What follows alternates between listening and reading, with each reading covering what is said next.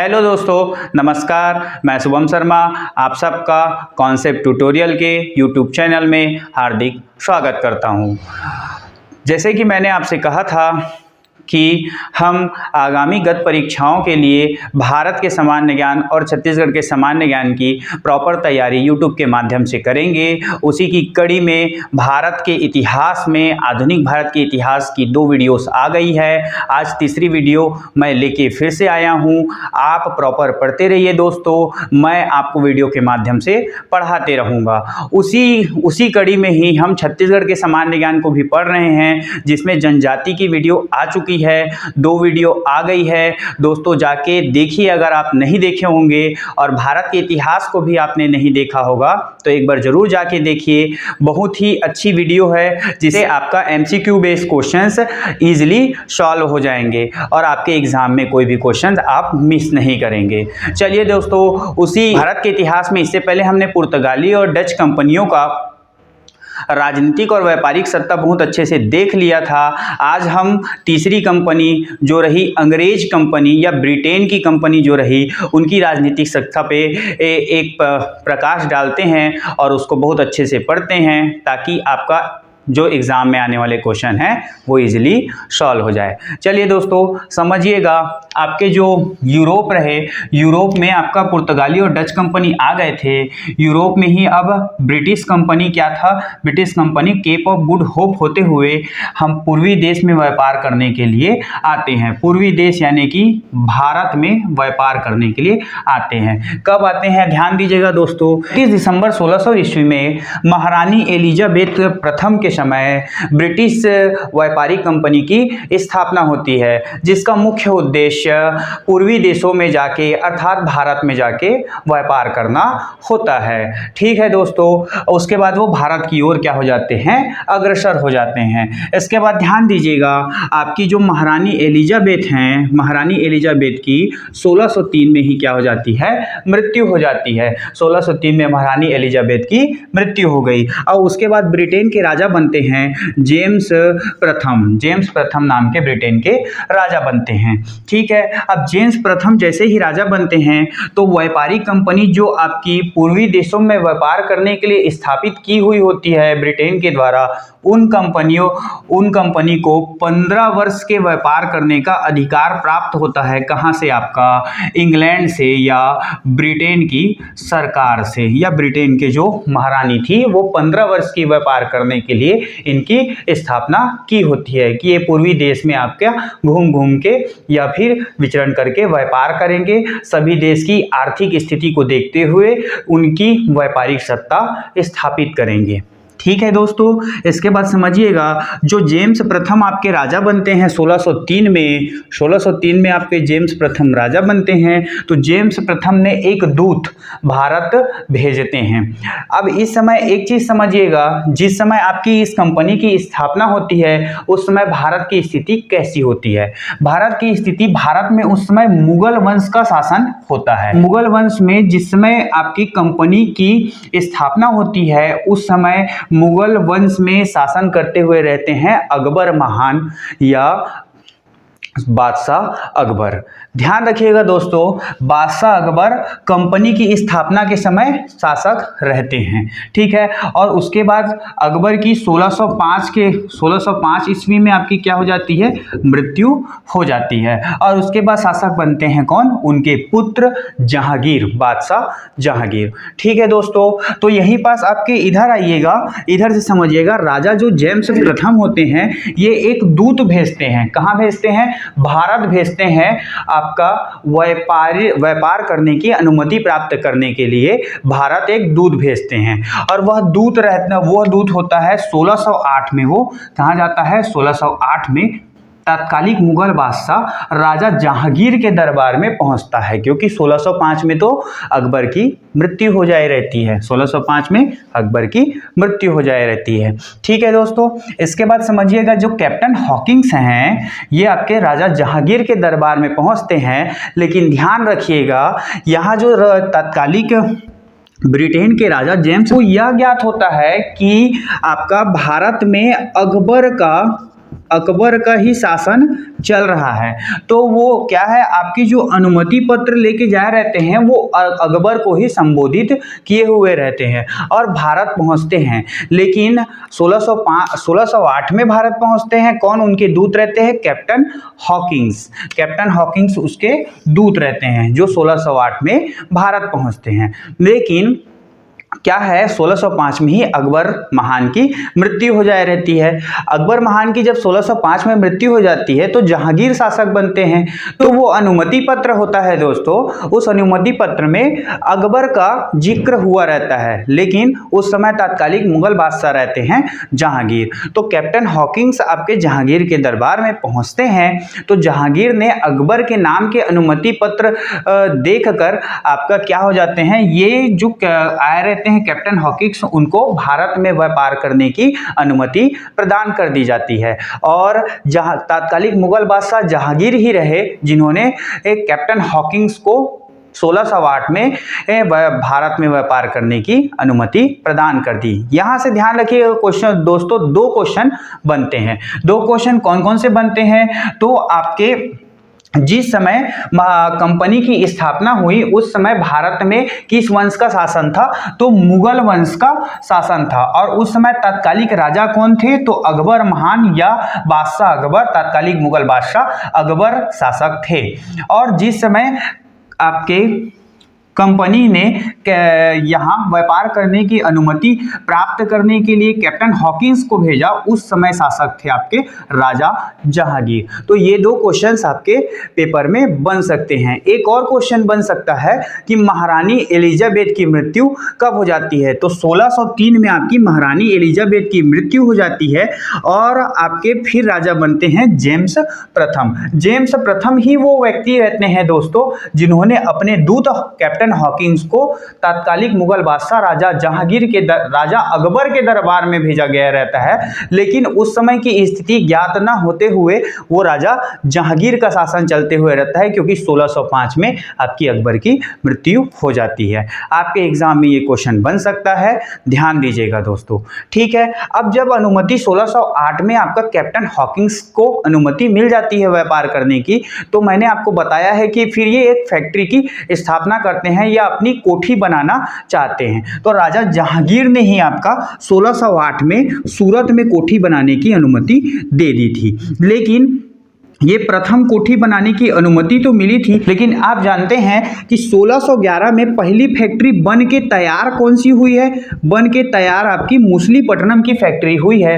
क्योंकि 1608 में जब सूरत में आपका फैक्ट्री बनाने का अधिकार प्रदान कर देते हैं कौन? राजा जहांगीर, या अनुमति दे देते हैं, तो क्या होता है आगे चल के राजा जहांगीर से कुछ विवाद के कारणों के कारण आपका ये फैक्ट्री बनाने के लिए रोक दिया जाता है, जो कि 1600 सूरत की फैक्ट्री का निर्माण कार्य 1608 में तो प्रारंभ होता है, लेकिन ये बन के तैयार होता है आपका 1613 ईस्वी में। तो आपसे क्वेश्चन आए कि ब्रिटिशों ने पहली फैक्ट्री कहाँ स्थापित की है? तो सूरत में।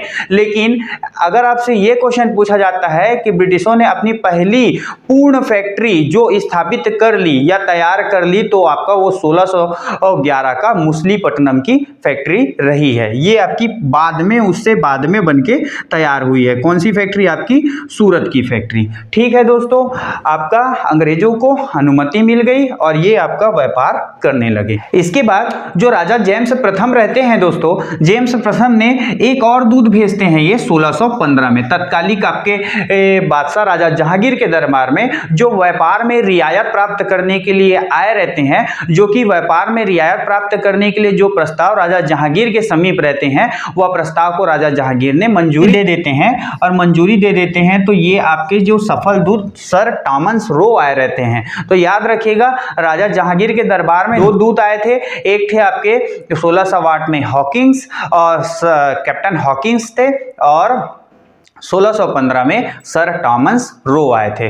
जो सर टॉमस रो क्या चीज के लिए आए थे, तो ये आए थे आपका व्यापार में रियायत प्राप्त करने के लिए आए थे और ये अपने कार्य में सफल भी हो जाते हैं। ठीक है दोस्तों, इसके बाद ये ब्रिटेन जो था या अंग्रेज जो थे ये भारत में व्यापार करने लगे, लेकिन यहीं से ध्यान दीजिएगा कि इनको व्यापार करने में बहुत ही कठिनाई और मुसीबतों का जो सामना करना पड़ रहा था। लेकिन इनके बाद इनका एक ऐसा सुनहरा काल आता है जिसमें इनको व्यापार करने के लिए क्या है, बहुत ही सहायता मिलती है या बहुत ही मदद मिलती है। ये काल, ये वाला ईरा रहता है दोस्तों, ध्यान दीजिएगा 1632 में।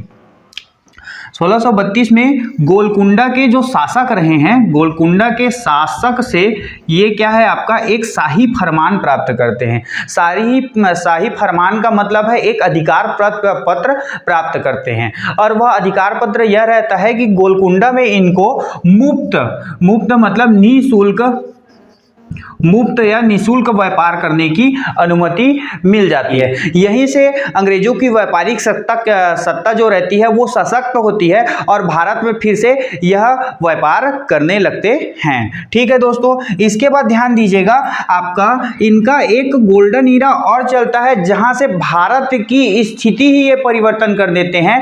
अब यह इस घटना के बाद ये भारत में इतने सशक्त हो जाते हैं कि भारत की राजाओं को भी पराजित कर देते हैं और भारत के लोगों पे क्या कर लेते हैं, आपका अधिकार जमा लेते हैं, यानी भारत हमारा देश क्या हो जाता है, अंग्रेजों का गुलाम हो जाता है। 1717 में तत्कालिक मुगल बादशाह, उत्तर मुगल काल के बादशाह रहते हैं, जो कि उत्तर मुगल काल आपका वह काल होता है जिसमें मुगल बादशाह क्या होता है, एकदम कमजोर और क्या है, मंदबुद्धि रहते हैं। ठीक है, ये कौन से फैसले ले रहे हैं इनको खुद ज्ञात नहीं होता था। उसी दृष्टिकोण में 1717 में ये भी मुगल शासक ही रहे हैं। फर्रुखसियर नाम के एक मुगल शासक रहते हैं जिनका कालक्रम चलता है आपका 1713 से लेकर 1719 के बीच में। ठीक है दोस्तों, ये आपका फर्रुखसियर 1717 में ये भी एक शाही फरमान जारी करते हैं जो कि अंग्रेजों के लिए ही जारी होता है, यानी कि एक अधिकार पत्र जारी करते हैं, उनको कुछ क्षेत्रों में व्यापार करने का अधिकार प्रदान करते हैं। ध्यान दीजिएगा दोस्तों,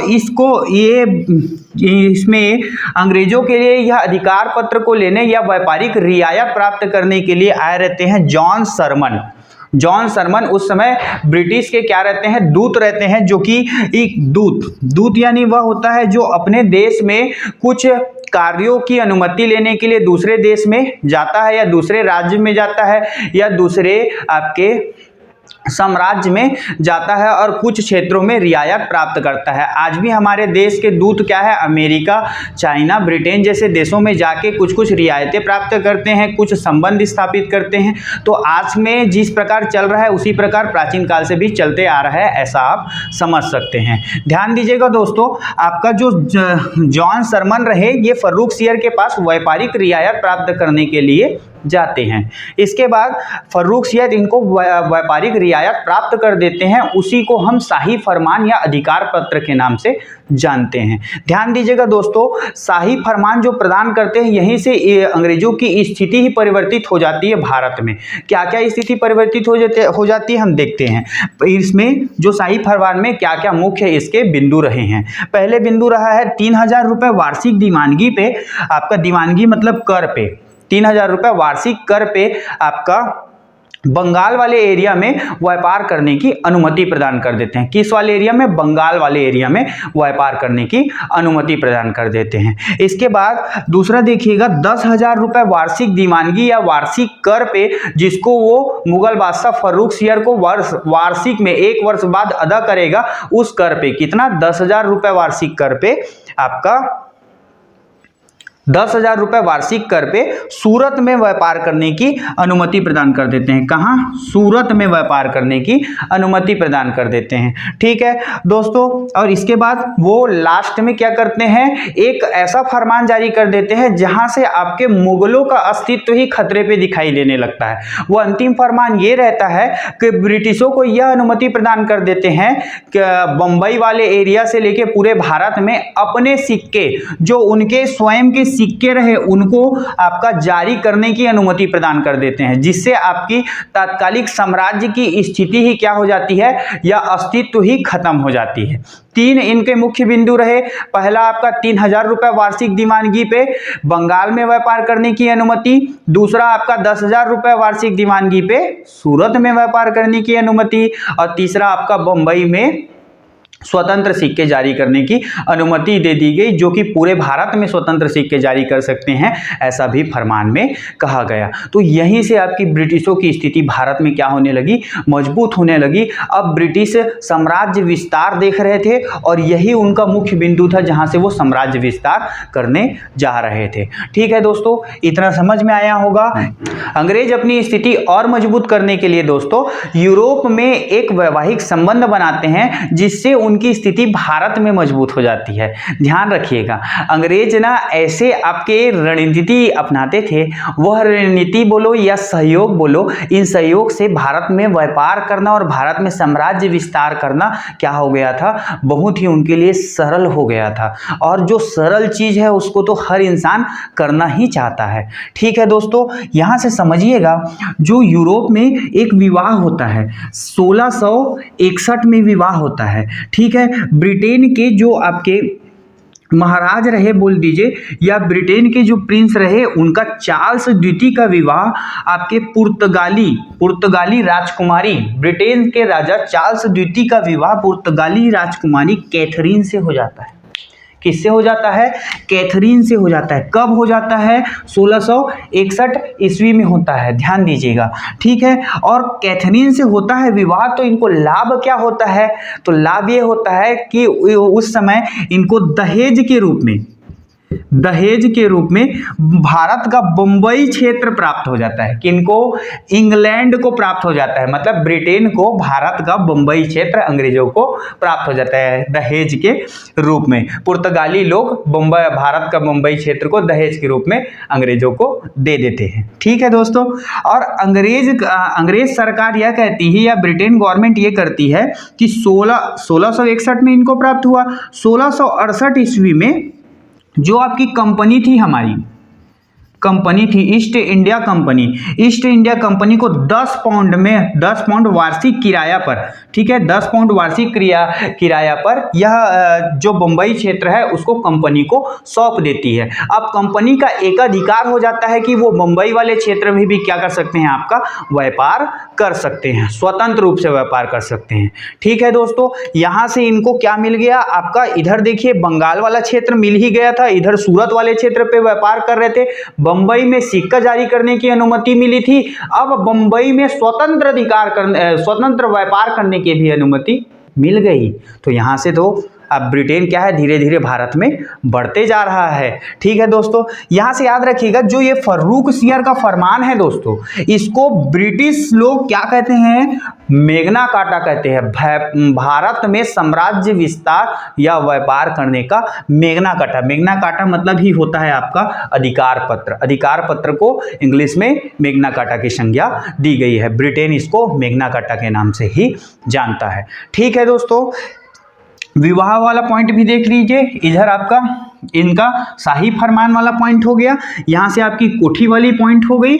ठीक है, अंग्रेज कब आए ये सब समझ लिए हम। चलिए अब कुछ और समझते हैं जिसको ध्यान दीजिएगा, जहां से आपके क्वेश्चंस बन सकते हैं।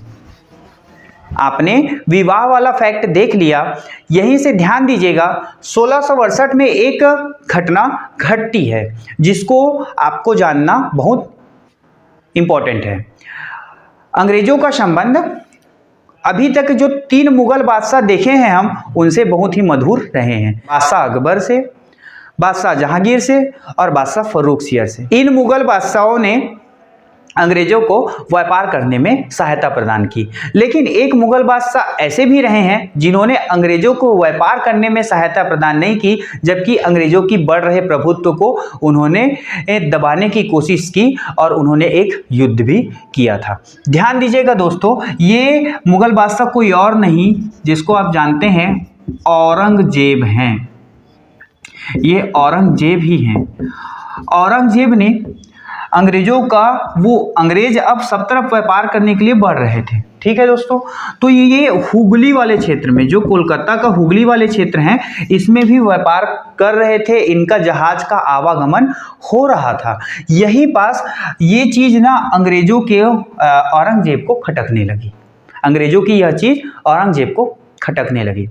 औरंगजेब को जब यह चीज़ खटकने लगी, और क्योंकि अंग्रेज जो थे वो मुगल के जहाज जो रहते थे उनको रोक दिया करते थे, इस कारण यह चीज़ क्या होने लगी, औरंगजेब को खटकने लगी। तो औरंगजेब ने 1668 में एक युद्ध किया, और वो युद्ध करते हैं सर जॉन चाइल्ड से, इनका युद्ध होता है। सर जॉन चाइल्ड से 1668 में एक युद्ध होता है, जिसमें सर जॉन चाइल्ड जो होते हैं, ये सर जॉन चाइल्ड पराजित हो जाते हैं। ठीक है, इनको पराजय का सामना करना पड़ता है और ये आपके यहाँ से भाग जाते हैं। लेकिन ध्यान रखिएगा, उसके उपरांत जो सर जॉन चाइल्ड है, इनका एक औरंगजेब से संधि हो जाता है, और इसी संधि के तहत अंग्रेजों की सत्ता यहीं से निष्कासित होने वाली थी। लेकिन ये संधि के तहत ही औरंगजेब इनको फिर से कहाँ व्यापार करने की, भारत क्षेत्र में व्यापार करने की अनुमति दे देते हैं। इसी कारण अंग्रेज फिर से व्यापार करना प्रारंभ कर देते हैं। यहीं से एक चीज ध्यान रखिएगा, अब क्या है, हुगली क्षेत्र में इनका जहाज भी आ सकता था और अंग्रेजों का जहाज भी आ सकता था इस संधि के बिहाफ में। तो अंग्रेजों ने क्या किया, आपका हुगली क्षेत्र के 3 शहरों को मिला दिया। हुगली क्षेत्र के 3 शहरों को मिलाया। कौन कौन से 3 शहरों को मिलाया, तो आपका कोलिकत्ता,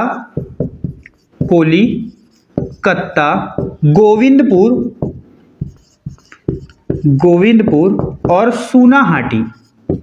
सूनाहाटी को मिला दिया, एक साथ मिला दिया, और एक शहर की स्थापना किया, उसका नाम दिया। 1699 ईस्वी में इस शहर की स्थापना की, और वही आज का क्या है, कलकत्ता है दोस्तों।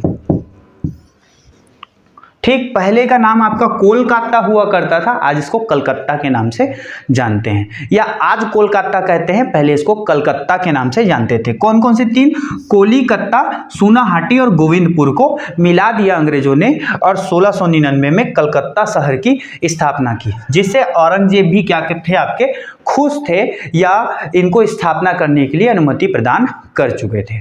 ठीक है दोस्तों, यहाँ से आपका यहाँ भी व्यापार करने की अनुमति मिल गई थी, बंगाल में मिल गया था, सूरत में मिल गया था, बंबई इनके अधिकार क्षेत्र में भी आ गया था, और पूरे देश में इनको सिक्के जारी करने की भी अनुमति मिल गई थी।